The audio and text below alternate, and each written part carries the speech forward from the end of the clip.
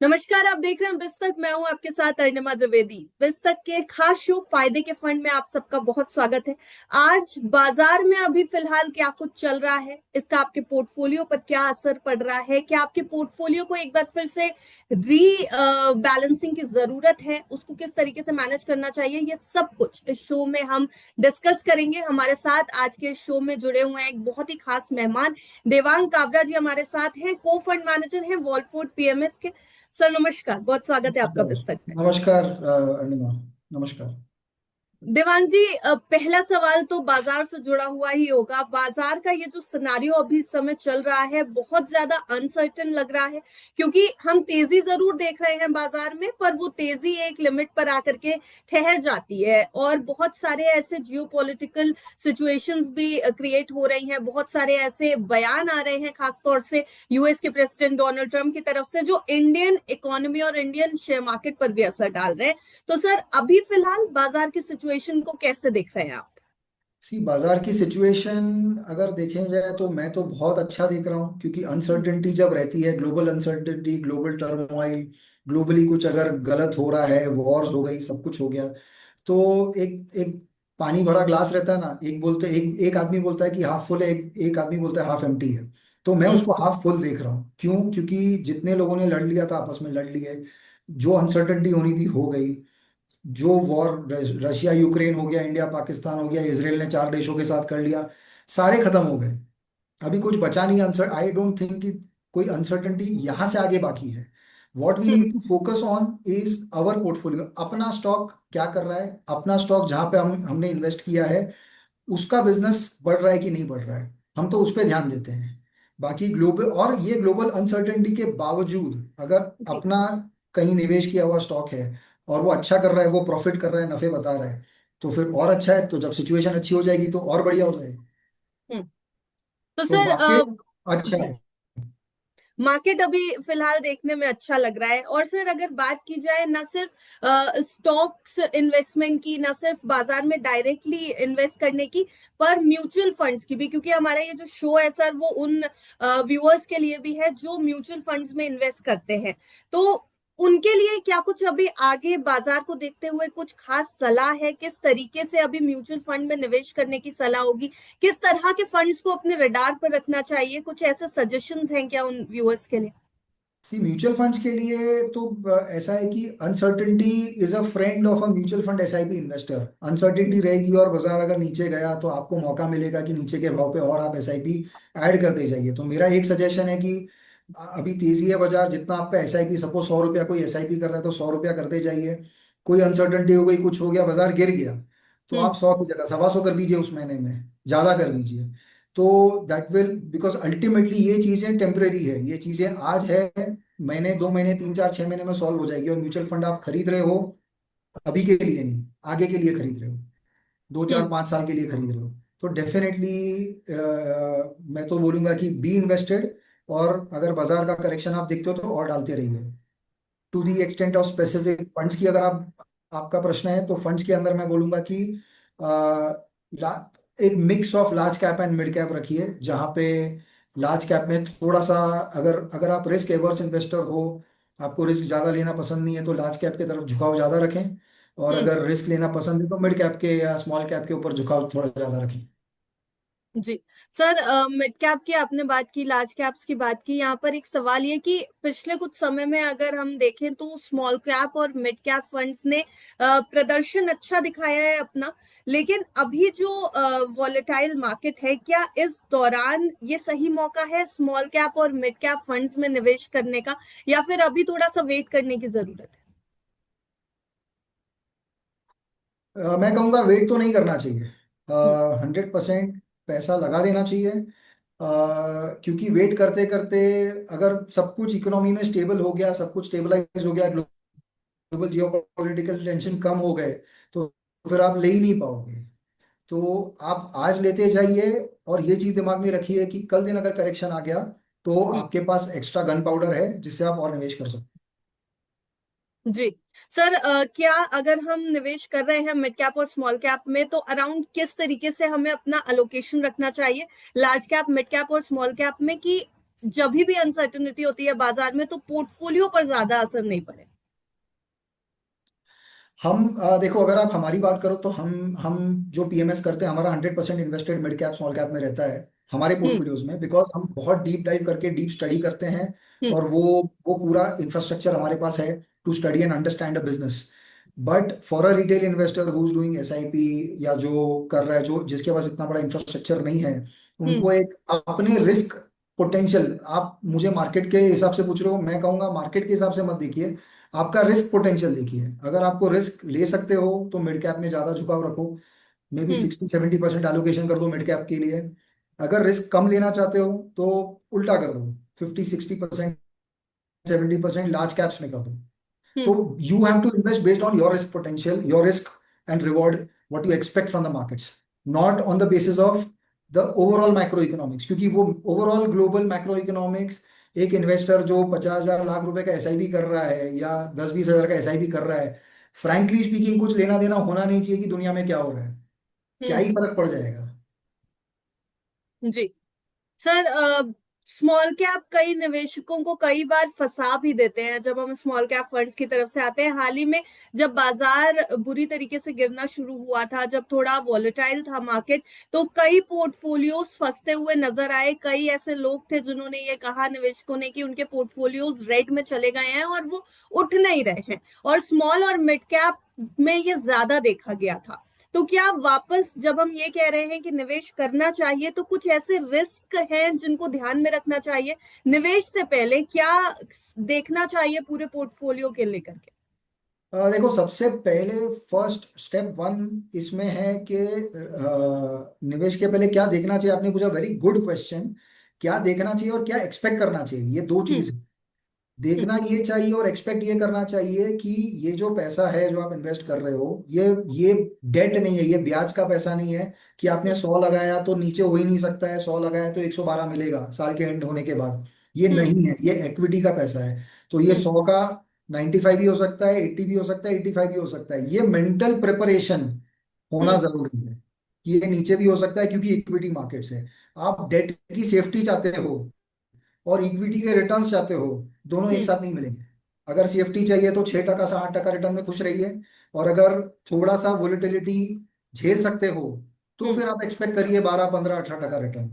But उसमें ये भी एक्सपेक्ट कर सकते, ये भी समझना पड़ेगा कि टेम्पररी बेसिस पे नीचे आएगा। मैं वापस बोल रहा हूँ, टेम्पररी। टेम्पररी हम्म। क्यों? क्योंकि ये जियो पॉलिटिकल टेंशंस मुझे लग रहा है कि मैं खत्म होते हुए देख रहा हूँ, आगे पीछे 2-4 महीने में सब क्लियर हो जाएगा। तो जो भी टेंशन है, जो भी टर्मोइल है, हम देखेंगे कि वंस ये सब सेटल हो गया, उसके बाद ग्रोथ ट्रेजेक्टरी चालू हो जाएगी। और ये टेंशन होने के बावजूद हम जो स्टडी करते हैं कंपनी टू कंपनी डिटेल में जाके, हम तो ये देख रहे हैं कि कंपनी की बैलेंस शीट है और अच्छा कर रही है, specially hmm. Small mid cap companies. So ऐसा नहीं है कि आप जनरलाइज नहीं कर सकते कि स्मॉल मिड कैप कंपनी है तो रिस्की है, निकल जाएगा, ये हो जाएगा। स्मॉल मिड कैप कंपनीज में you have to be smart enough to segregate also. तो वो हम्म। हम कर पाते हैं, इसलिए हम जो रिटर्न्स है हमारे इन्वेस्टर्स को दे पाते हैं। And for an SIP investor, you look at the risk, be prepared for a temporary dip, that is what I would say. जी सर, जियोपॉलिटिकल टेंशंस का जो पॉइंट अभी आपने उठाया है उससे रिलेटेड भी एक सवाल जरूर पूछूंगी, क्योंकि मार्केट पर बहुत बड़ा असर पड़ रहा है डोनाल्ड ट्रंप के कुछ बयानों का। ट्रेड डील होनी है इंडिया और यूएस के बीच में, और उससे पहले डोनाल्ड ट्रंप ये कह रहे हैं कि अगर ये ट्रेड डील नहीं होती है तो टैरिफ्स एज इट इज जारी रहेंगे। 9 जुलाई इंपॉर्टेंट क्रूशियल डेट है। अ, क्या बाजार सच में ट्रेड डील ना हो अगर तो रिएक्ट करेगा, और क्या इसका पोर्टफोलियोज पर भी असर आएगा क्या? क्योंकि पोर्टफोलियोज को आप बहुत डिटेल में एनालाइज करते हैं। क्या बाजार की सिचुएशन इन पोर्टफोलियोज पर ज्यादा असर डाल सकती है, निवेशकों को किसी बड़े सिनारियों में फंसने के लिए मजबूर कर सकती है? ये फंसने के लिए मजबूर कर, अगर अगर ऐसा होता कि इंडिया की कंपनीज जो है जहाँ पे हम इन्वेस्ट कर रहे हैं डायरेक्टली और थ्रू म्यूचुअल फंड्स, हम्म। अगर ये कंपनियों की डिपेंडेंसी 100% यूएस के बिजनेस पे रहती तो जरूर हम्म। फर्क पड़ता। बट जितनी भी हमारी लिस्टेड कंपनीज है, 80-90% ऑफ द बिजनेस तो उनको डोमेस्टिक से ही आ रहा है, डोमेस्टिक कंजम्पशन से, अपनी खुद की इकोनॉमी से आ रहा है। हम्म। जो एक्सपोर्ट्स है वो 10-20% है। तो हम्म। उसमें ट्रेड डील आगे हो पीछे हो, आज नहीं होगी कल होगी, जितना इंडिया को जरूरत है माल बेचने की, उतना उनको भी जरूरत है माल खरीदने की। वो रातों हम्म। रात कोई फैक्ट्री लगा के अपना प्रोडक्शन चालू नहीं करने वाले। एंड रही बात डोनाल्ड ट्रंप साहब की, तो डोनाल्ड ट्रंप साहब खुद ही नहीं प्रिडिक्ट कर सकते कि वो कल क्या बोलने वाले, तो हम कौन होते हैं प्रिडिक्ट करने वाले कि वो क्या बोलेंगे और क्या करेंगे। So ji. let us leave the predictions to him and let us focus on our investing journey. जी बिल्कुल सर, क्योंकि भारत की इन्वेस्टमेंट जर्नी हम खुद ही देख रहे हैं पिछले कुछ सालों से कितनी बेहतरीन ग्रोथ दिखाई है। सर यहाँ पर फंड्स के साथ साथ एक और एसेट क्लास है जहां पर अच्छी खासी तेजी देखी गई है, और वो है गोल्ड। गोल्ड में बहुत तेजी पिछले कुछ समय में आई है, लेकिन कहीं ना कहीं एक पॉइंट पर आकर के अब गोल्ड में वो तेजी बनती नजर नहीं आ रही है। या तो दाम आपके, या तो जो कीमतें हैं वो फ्लैट है, रिटर्न्स फ्लैट है, या फिर वो नीचे गिरते हुए दिखाई दे रहे हैं। तो क्या ये जो नीचे गिरता हुआ गोल्ड है वो अब निवेश करने के लिए सही है, या फिर वो मौका छूट चुका है इस समय? और अगर हमें गोल्ड में निवेश करना है तो पोर्टफोलियो में अराउंड कितना परसेंटेज अलोकेशन होना चाहिए इस एसेट का? सी शॉर्ट टर्म गोल्ड का मूवमेंट, प्राइस मूवमेंट क्या रहेगा शॉर्ट टर्म में, I am not the right person to tell. And इसमें अपने को घुसना भी नहीं चाहिए, पढ़ना भी नहीं चाहिए, वेरी फ्रैंकली। हम्म। हमें गोल्ड लेना चाहिए दो ही पर्पस के लिए, बीइंग हम्म। इंडियंस। एक पर्पस है कि हमारा खुद घर की परिवार की संपत्ति बनाने के लिए, जहाँ पे ज्वेलरी बनती है या दूसरे कुछ चीजें बनती है, जहाँ पे गॉड फॉरबिड कोई गलत चीज हो जाए तो इंस्टेंट लिक्विडिटी हो जाए और अपने को काम आए वो चीज, hmm. Which is passing from one generation to the other. आज आपकी माता जी ने कुछ सोना लिया तो उन्होंने आपको पास ऑन किया, आप आपके बच्चों को पास ऑन करेंगे। तो हम्म। ये जो पर्पस है उसमें तो भाव ताव देखने की जरूरत ही नहीं है, वो तो हम्म। आप लेते जाओ और बस साइड में करते जाओ। दूसरा जो है पर्पस गोल्ड लेने का, वो पर्पस है आपकी इक्विटी पोर्टफोलियो को हेज करना। टिपिकली ये होता है कि इक्विटी पोर्टफोलियो जब बढ़ता है तो गोल्ड स्टैग्नेंट रहता है, और इक्विटी पोर्टफोलियो घटता है तो गोल्ड बढ़ता है। तो हम्म। इक्विटी पोर्टफोलियो को हेज करने के लिए आपका ओवरऑल इक्विटी पोर्टफोलियो अगर 100 रुपए का, इंक्लूडिंग म्यूचुअल फंड्स, पीएमएस या डायरेक्ट इक्विटी जो कर रहे हो, आई थिंक 5 to 10% हेजिंग, 10% या 15% मैक्सिमम साइड पे मेरे हिसाब से हेजिंग करना चाहिए गोल्ड गोल्ड के साथ। उससे ज्यादा करने का कोई मीनिंग नहीं है। एंड हम्म। वो हेज हो गया तो वो आपको एक, वो भी एक मन की शांति, मन की सांत्वना देगा। But chasing the returns on gold का कोई मतलब नहीं है, बिकॉज अगर आप 50 साल 60 साल का चार्ट अगर गोल्ड का निकालो पिछले, हम्म। सालाना एवरेज 3 से 4% रिटर्न ही दिया है गोल्ड ने। आप एक 2 साल का ब्रैकेट पकड़ोगे कि 30 30% रिटर्न दे दिया, 40% रिटर्न दे दिया लास्ट 2 साल का। बट उसके पहले अगर जाओगे, मैं पूरा 50 साल का चार्ट गिन रहा हूँ, 60 साल का चार्ट गिन रहा हूँ, उसमें जब रिटर्न ही गोल्ड एज एन इंस्ट्रूमेंट ही वो 3% रिटर्न दे रहा है, तो हम्म। उसमें आप रिटर्न चेज क्यों करना चाह रहे हो? आप उसको हेजिंग के लिए इंस्ट्रूमेंट यूज करो, और रिटर्न जी। चेज करिए आप इक्विटी से। जी सर, इक्विटीज की बात कर रहे हैं हम। पिछले कुछ समय में हमने ये भी देखा है कि इक्विटी फंड्स में लोगों ने काफी निवेश किया। इक्विटी फंड्स लोगों की रडार पर थे, लेकिन इक्विटी फंड्स में निवेश करने वालों ने काफी वॉलेटिलिटी भी देखी है। तो इक्विटी फंड्स में निवेश करने के साथ साथ क्या कुछ ऐसे फंड्स और होने चाहिए पोर्टफोलियो में जिसमें अलोकेशन अब बढ़ाने का समय आ गया है? क्योंकि अगर हम इक्विटी फंड्स के भरोसे ही पूरे समय रहते हैं तो वहां पर निवेशक कहीं ना कहीं फंस जरूर जाते हैं। देखिए, मेरा और मेरे परिवार का पूरा 100% इन्वेस्टमेंट एक्विटीज में है, गोल्ड में जैसे मैंने बोला खाली हेजिंग के लिए ही है। हम्म। अगले अगले 10 से लेके 25 साल का जो टाइमलाइन है यहाँ हम्म। से, मैं एक लॉन्ग टाइमलाइन की बात कर रहा हूँ, मैं साल 2 साल 6 महीने की बात नहीं कर रहा हूँ। हम्म। इसमें ये टाइमलाइन में ऐसा होने वाला है कि कंपनीज, जो छोटी कंपनीज वो बहुत बड़ी होंगी, और बड़ी कंपनी और बड़ी होगी। हम्म। तो वो आप, अगर वो आपको पार्टिसिपेशन करना in the growth of the economy of the country, तो इक्विटी जैसा कोई इंस्ट्रूमेंट नहीं है जी। पार्टिसिपेट करने के लिए। पूरी जी। दुनिया में इंडिया एक ही कंट्री है जो 6 से 6 to 8% से उसका जीडीपी ग्रो करने वाला है, और अगले हम्म। 10 से 12 साल में जीडीपी आज के स्टेट से डबल होने वाला है। ऐसा हम्म। कोई देश नहीं है entire world में, except for India. And this जी। is in spite of whatever geopolitical tensions we are talking about. So hmm. I don't have any doubt in my mind that we should definitely participate in equity. Again, as per one's risk capacity, consult your financial advisor before taking any plunges. Hmm. This is just an advice from my side that upside अगर देखना है तो equity, but at the hmm. Same time ये दिमाग में रखना पड़ेगा volatility भी देखने मिलेगी। आप हम्म। बिना वोलेटिलिटी के इक्विटी, अगर वोलेटिलिटी नहीं देख पाते, उतनी छाती नहीं है वोलेटिलिटी देखने की, तो फिर आप डेट में शांति से रहिए। जी सर, क्या थीमेटिक फंड्स के ऊपर दाम लगाना सही रहता है? क्योंकि थीमेटिक और सेक्टोरल फंड्स की अगर बात करें तो वहां पर भी कुछ एक पर्टिकुलर टाइम्स होते हैं जब एक पर्टिकुलर थीम चल रही होती है और उसके बाद उस थीम का समय खत्म हो जाता है। ऐसे में निवेशक बहुत बुरी तरीके से फिर उनका पोर्टफोलियो नीचे आ जाता है। थीमेटिक फंड्स को ऊपर अगर हम ध्यान रखें तो क्या कुछ चीजें हैं जहां पर रिस्क जो है वो ज्यादा हो जाता है? रिस्क ज्यादा होता है थीमेटिक फंड्स में जरूर, बट थीमेटिक फंड्स में लगान पैसा लगाने का एक टाइमिंग रहता है रादर हम्म। देन थीमेटिक फंड्स में लगाना। तो जैसे हम्म। आपने राइटली पॉइंट आउट किया कि टाइमिंग अगर सही है तो रिटर्न बहुत अच्छे मिल जाते हैं, और हम्म। 2-4 महीने से भी टाइमिंग इधर उधर हो गई तो हम्म। रिटर्न मार खा जाते हैं।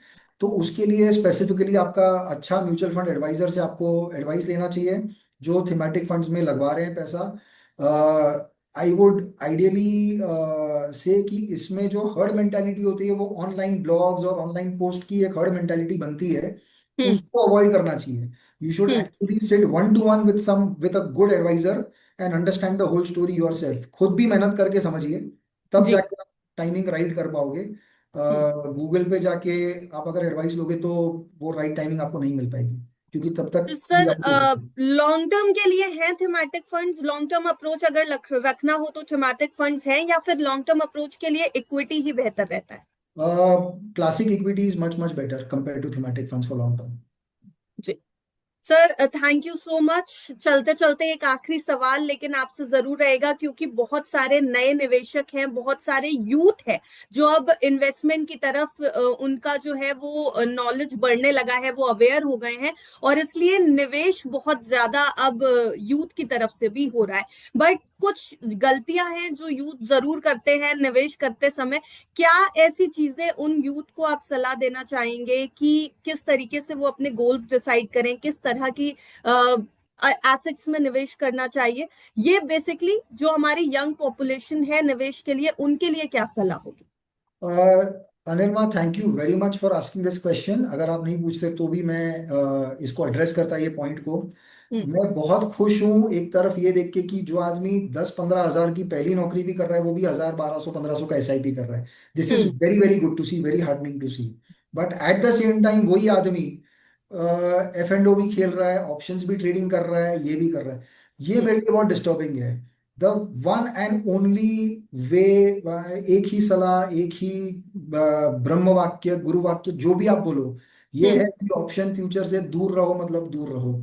ऑप्शन और फ्यूचर में ऐसा है कि हम, मेरे मेरे गुरु राकेश झुनझुनवाला जो आज नहीं रहे दुनिया में, वो बोलते जी। थे कि 1 करोड़ लोगों में एक आदमी कमाता है फ्यूचर हम्म। ऑप्शन में, 1 करोड़ लोगों में एक आदमी। तो हम ये समझ के चलो कि हम वो आदमी नहीं है। 1 करोड़ में एक होते तो हम दूसरे कोई फील्ड में बहुत अच्छा कर चुके होते, हम्म। ऑप्शन खेलने की जरूरत नहीं पड़ती। तो मेरा एक ही है, फ्यूचर ऑप्शन मत खेलो, कंटिन्यूसली इन्वेस्ट करते रहो। कैश स्टॉक्स लो, या स्टडी करके स्टॉक्स लो, या एसआईपी लो, या म्यूचुअल फंड लो। Mutual fund is the best way of starting off. Hmm. Later on you can migrate to direct equities, PMS और वो सब चीजों में।